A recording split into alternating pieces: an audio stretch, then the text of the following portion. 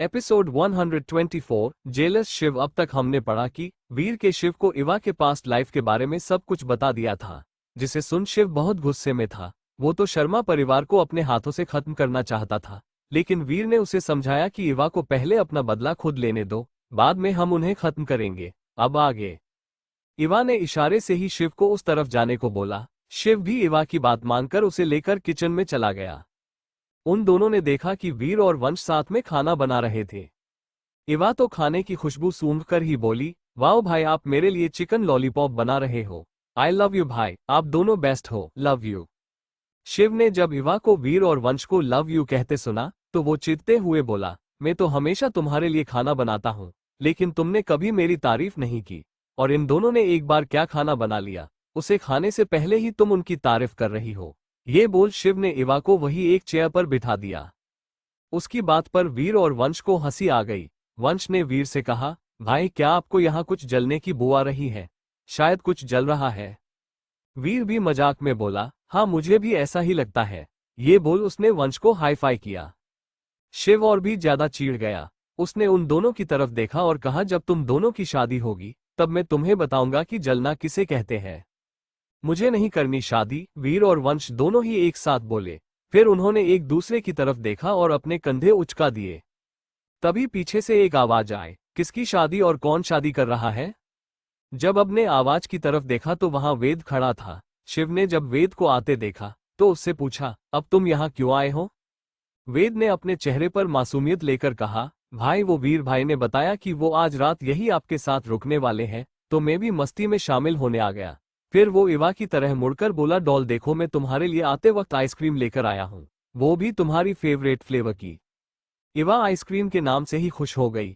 वो तुरंत अपने जगह से खड़ी होकर वेद की तरफ जाने को ही कि उसके पैर पर जोर पड़ने से दर्द हुआ।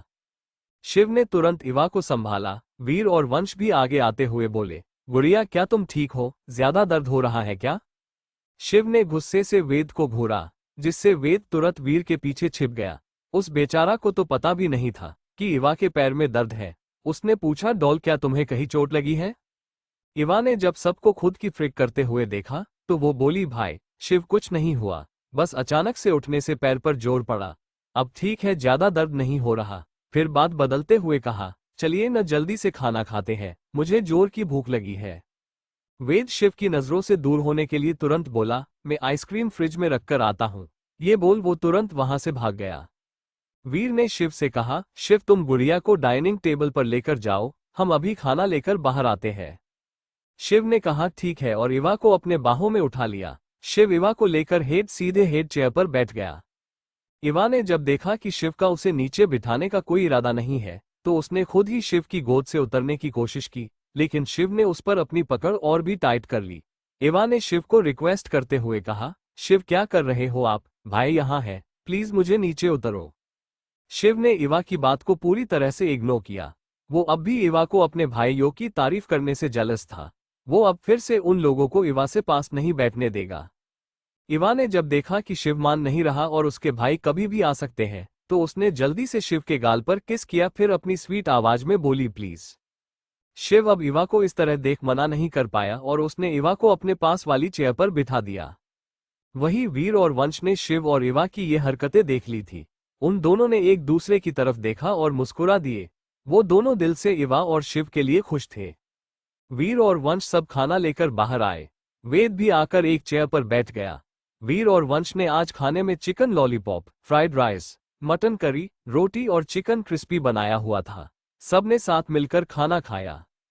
खाना खाने के बाद इवा को आइसक्रीम खानी थी तो वंश ने कहा, चलो कोई मूवी देखते हुए आइसक्रीम खाते हैं, बहुत वक्त हो गया है साथ में मूवी देखे।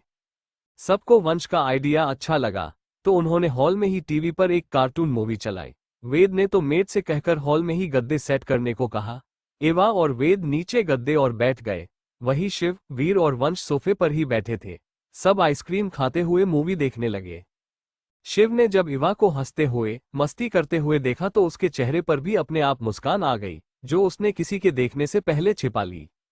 मूवी खत्म होते होते इवा और वेद वही सो चुके थे। वीर वेद को उठाकर गेस्ट रूम में लेकर चला गया। वही शिव ने भी इवा को अपने बाहों में उठाया और अपने कमरे में चला गया। वंश भी सोने चला गया। आज का दिन सबके लिए ही थोड़ा परेशानी भरा था। तो क्या लगता है आपको, क्या इवा को होगा एहसास शिव के प्यार का? क्या चल रहा है शिव के दिमाग में? क्या करने वाला है शिव शर्मा परिवार के साथ? क्या इवा और शिव कभी एक हो पाएंगे? क्या सच में वीर और वंश कभी शादी नहीं करने वाले, या फिर उनके दिल चुराने के लिए बहुत जल्द कोई आने वाली है? क्या वीर और वंश को भी होगा किसी से प्यार? इसका क्रेडिट जाता है पॉकेट नोवेल रीडर पर। फिर मिलेंगे। लाइक करें और सब्सक्राइब करें। लाइक, कमेंट एंड शेयर करना मत भूलें।